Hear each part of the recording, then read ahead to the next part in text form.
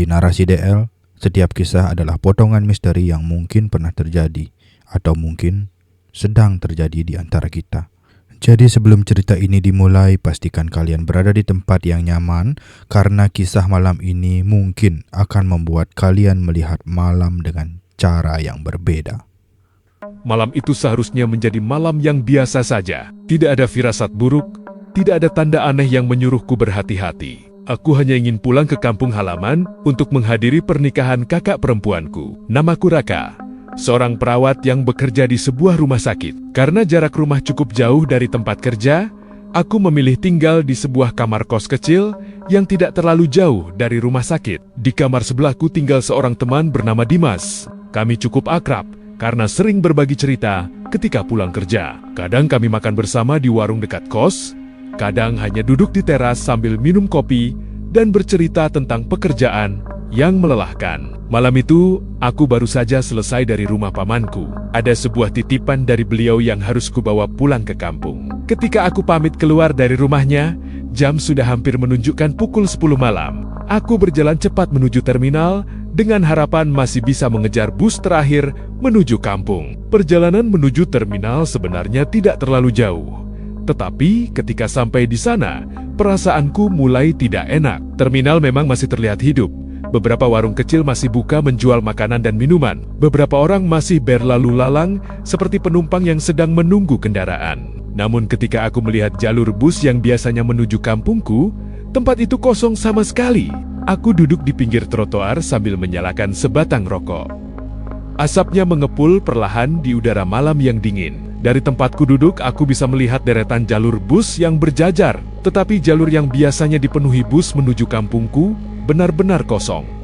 Tidak ada satupun kendaraan di sana. Ketika aku masih memikirkan hal itu, seorang pria yang tampaknya calo angkutan tiba-tiba menghampiriku dan bertanya hendak pergi kemana. Aku menjawab ingin pulang ke kampung dan menanyakan apakah masih ada bus yang berangkat malam itu. Pria itu hanya menggeleng sambil berkata bahwa bus terakhir sudah berangkat sekitar 1 jam yang lalu. Setelah mengatakan itu, ia pergi begitu saja meninggalkanku.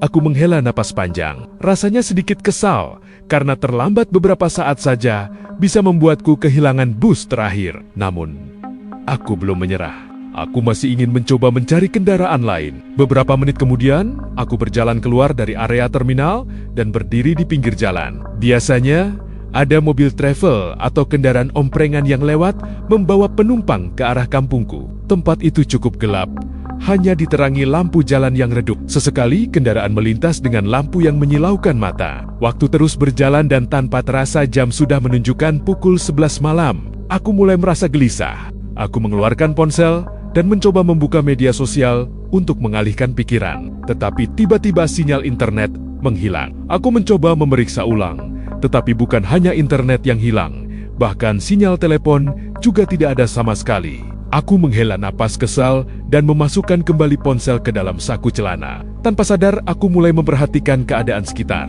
Dan saat itulah, aku menyadari sesuatu yang aneh. Tempat itu tiba-tiba terasa sangat sepi. Padahal jaraknya tidak terlalu jauh dari terminal. Tetapi di tempatku berdiri, tidak ada satu orang pun. Dari kejauhan, aku masih bisa melihat beberapa orang di area terminal. Tetapi di tempatku hanya ada jalan kosong dan lampu jalan yang redup. Hanya sesekali kendaraan dari arah jalan besar yang melintas dengan cepat. Aku mulai berpikir untuk kembali saja ke rumah pamanku dan bermalam di sana. Mungkin lebih baik berangkat besok pagi daripada menunggu tanpa kepastian seperti ini. Aku baru saja hendak melangkah ketika tiba-tiba sebuah cahaya lampu besar menyilaukan mataku. Sebuah bus besar muncul dari arah jalan utama dan bergerak perlahan mendekat ke tempatku berdiri. Bus itu terlihat tua, tetapi masih terawat. Ketika bus itu melewatiku, aku melihat tulisan tujuan di kaca sampingnya. Tulisan itu sangat familiar karena menunjukkan tujuan kampungku. Bus itu kemudian berhenti tepat di depanku dan pintunya terbuka. Seorang kondektur berdiri di sana. Aku bertanya sekali lagi untuk memastikan tujuan bus tersebut. Dan kondektur itu hanya mengangguk singkat tanpa banyak bicara. Tanpa berpikir panjang, aku langsung naik ke dalam bus. Begitu aku masuk, pintu langsung tertutup dan bus mulai berjalan kembali. Aku merasa sangat lega karena akhirnya mendapatkan kendaraan untuk pulang. Interior bus terlihat cukup bersih. Kursi-kursinya tertata rapi dan masih terlihat bagus. Di dalam bus juga tercium aroma harum seperti parfum ruangan yang lembut. Aku berjalan ke bagian belakang bus untuk mencari tempat duduk yang nyaman. Bus itu terlihat cukup penuh, tetapi ada sesuatu yang terasa sangat aneh. Semua penumpang duduk tegak di kursinya masing-masing. Tidak ada satupun yang tidur, tidak ada yang berbicara, bahkan tidak ada yang memperhatikan aku yang berjalan melewati lorong kursi. Aku akhirnya duduk di barisan kedua dari belakang, di samping seorang pria tua. Ketika aku meminta izin duduk, pria itu tidak menjawab sepatah kata pun. Ia hanya berdiri sedikit memberi ruang untukku masuk. Setelah aku duduk, ia kembali duduk tegak, menghadap ke depan tanpa bergerak sedikit pun. Suasana di dalam bus terasa sangat sunyi. Tidak ada suara percakapan, tidak ada suara radio, bahkan tidak ada suara musik seperti biasanya di bus malam. Bus melaju dengan kecepatan cukup tinggi, melewati jalan yang semakin gelap. Lampu-lampu rumah di pinggir jalan mulai jarang terlihat. Beberapa saat kemudian, pria tua di sebelahku tiba-tiba berbicara dengan suara pelan tanpa menoleh ke arahku. Ia menanyakan apakah aku akan pulang ke kampung. Aku menjawab iya sambil tersenyum. Namun pria itu kemudian mengatakan sesuatu yang membuatku sedikit bingung. Ia berkata bahwa dirinya akan segera turun dan menyarankan agar aku juga segera turun dari bus ini. Ketika aku bertanya alasan di balik ucapannya, pria itu tidak menjawab lagi. Ia kembali diam seperti patung. Aku merasa sedikit aneh dengan sikapnya, tetapi rasa lelah akhirnya membuatku mengantuk. Tanpa sadar aku tertidur di kursi itu. Aku tidak tahu berapa lama tertidur. Ketika aku membuka mata, bus masih berjalan tetapi terasa lebih lambat. Kursi di sebelahku sudah kosong. Pria tua itu tidak ada lagi. Aku mengeluarkan ponsel untuk melihat waktu dan menyadari bahwa jam sudah menunjukkan pukul 2 lewat dini hari. Saat itulah aku mencium sesuatu yang membuat bulu kuduku merinding. Bau yang sangat tajam dan sangat familiar. Bau amis seperti cairan merah segar. Awalnya aku berpikir mungkin hanya perasaanku saja, tetapi bau itu semakin lama semakin kuat. Aku langsung menoleh ke sekitar mencoba mencari sumber bau tersebut. Saat itulah aku melihat kondektur berjalan dari depan menuju belakang bus. Aku segera mengeluarkan uang untuk membayar ongkos. Namun ketika kondektur itu berdiri di sampingku, tubuhku langsung membeku. Seluruh tubuhnya berlumuran cairan merah, seragamnya robek di beberapa bagian. Kepalanya terlihat remuk seperti habis terbentur keras. Cairan merah itu menetes perlahan dari wajahnya yang pucat dan rusak. Aku tidak bisa bergerak. Kondektur itu tetap berjalan melewatiku seolah tidak terjadi apa-apa, lalu duduk di kursi paling belakang. Dengan tangan gemetar, aku mulai melihat sekeliling bus. Dalam cahaya redup, aku menyadari bahwa keadaan di dalam bus tidak seperti sebelumnya. Kursi-kursi terlihat berantakan. Beberapa bahkan terlepas dari tempatnya. Banyak penumpang yang tergeletak dengan tubuh penuh cairan merah.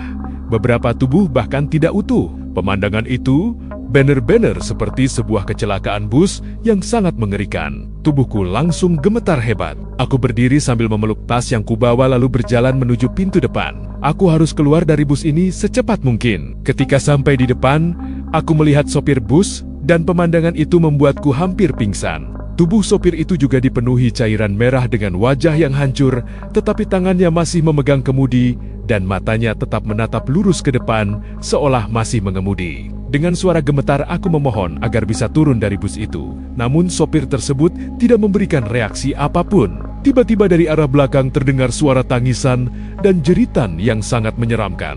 Ketakutan itu sudah melewati batas. Pandanganku mulai kabur, tubuhku terasa lemas. Dan akhirnya aku kehilangan kesadaran. Ketika aku membuka mata kembali, seseorang sedang menepuk bahuku. Seorang pria paruh baya berdiri di depanku dan menyuruhku bangun karena aku tidur di trotoar. Aku melihat sekeliling dan menyadari bahwa aku berada di pinggir jalan, tidak jauh dari terminal kampungku. Bus itu sudah tidak ada. Dengan tangan gemetar, aku mengeluarkan ponsel. Sinyalnya sudah kembali. Aku segera menghubungi adikku untuk menjemput. Tidak lama kemudian, ia datang dengan sepeda motor. Namun ketika aku naik di belakangnya, ia tiba-tiba berkata dengan nada heran, "Bang, kenapa baju abang bau cairan merah?" Sejak malam itu, aku tidak pernah lagi berani naik bus tengah malam sendirian. Karena sampai sekarang, aku masih tidak tahu bus yang kutumpangi malam itu sebenarnya Bus apa? Itulah kisah yang terjadi di kala itu. Sebuah kejadian yang mungkin tidak akan pernah bisa dijelaskan sepenuhnya. Dunia ini menyimpan banyak misteri, dan sebagian di antaranya mungkin belum pernah kalian dengar. Jadi jika kalian ingin terus mendengarkan cerita seperti ini, tetaplah bersama Narasi DM. Karena setiap cerita selalu menyisakan sesuatu yang belum terungkap.